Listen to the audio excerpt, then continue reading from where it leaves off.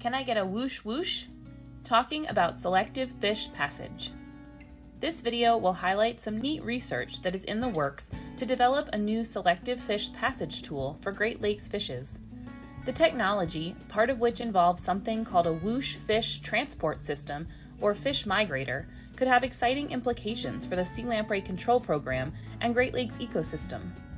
While the technology has been used for some time now with certain species on the West Coast, the footage you will see later showcases the first time it was tested on Great Lakes fishes.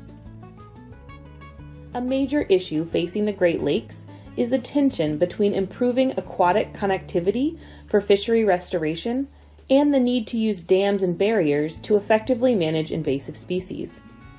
By improving current methods of passing desirable fish above and below barriers and developing new ones, we can work to diminish this tension. If you haven't seen the Fish Pass video, it might be helpful to pause this one and go watch it, as the background information might be useful. One topic that we did not discuss during the Fish Pass video, however, was the actual means or methods of passing desirable fish species above and below barriers, since they have not yet been chosen for that project. Currently, fish ladders are one of the main methods used to pass fish around a barrier. These work well for certain species that are capable of jumping. However, this is not the case for many native Great Lakes fishes. Today, we will look in more detail at one potential selective method that is a little out of the ordinary.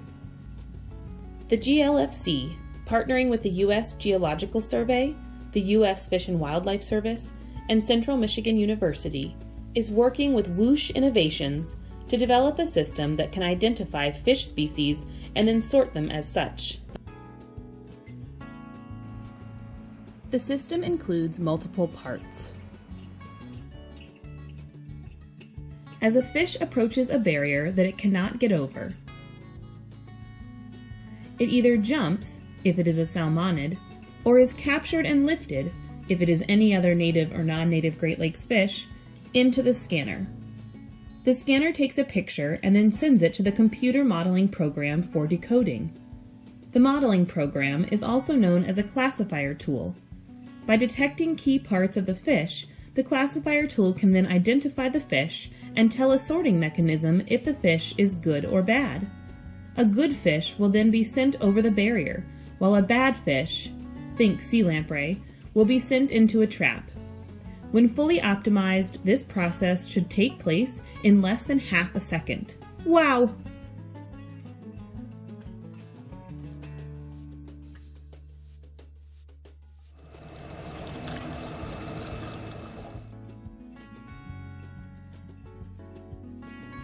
Long nose.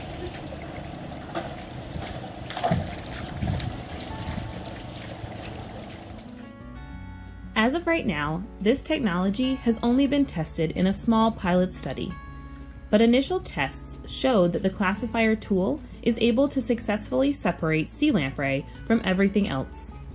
Getting the classifier tool to identify all other fish to the species level is still a work in progress, but there was a 90 to 95% success rate for fish species identification in this initial pilot study. What is the next step for this project? To build a bigger data set. Basically, to optimize the scanning and sorting system, it needs practice on more fish images. Therefore, a bigger experiment must be run. The larger data set will improve the computer model, since each fish that is scanned helps adjust the model a small amount, until the point that it is well optimized and correctly identifying fish to the species level every time.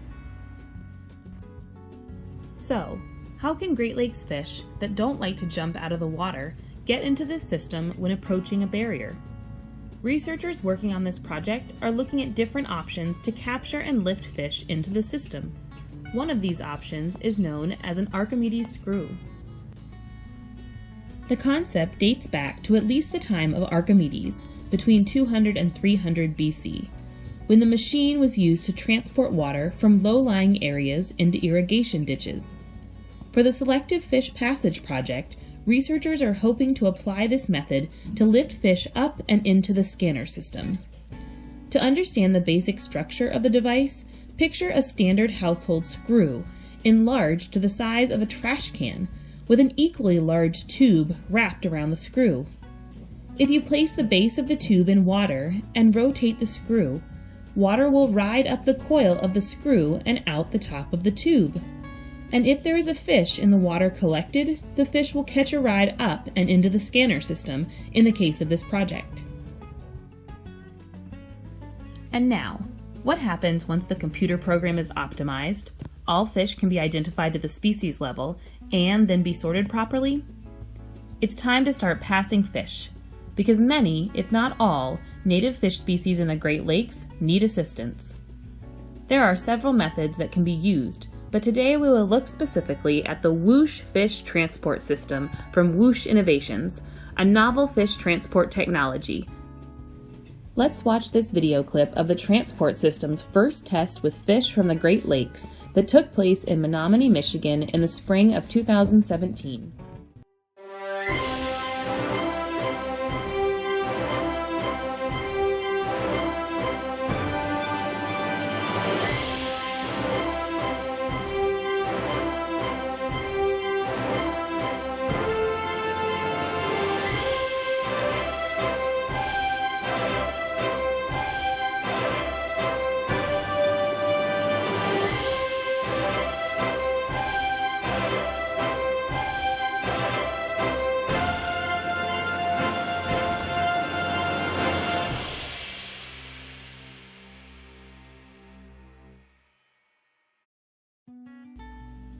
To give a little background, the Whooshh Fish Transport System uses pressure differential to move fish inside a flexible transport tube from one place to another. A vacuum system is created that pulls the fish forward and to its final destination, above a barrier. This method has been tested and found successful for several species of salmon with minimal impact on fish health. And, get this, the fish can be transported 250 to 300 feet through water-misted air in 10 to 12 seconds. Want to try mimicking the Whooshh system on a much simpler scale at home? Try doing what these kiddos did during 2019's Take Our Daughters and Sons to Work Day at the U.S. Geological Survey's Hammond Bay Biological Station. Using their lung power instead of vacuum pressure, they practiced sending fish, also known as puffballs, over a small barrier. 2, 3, whoosh!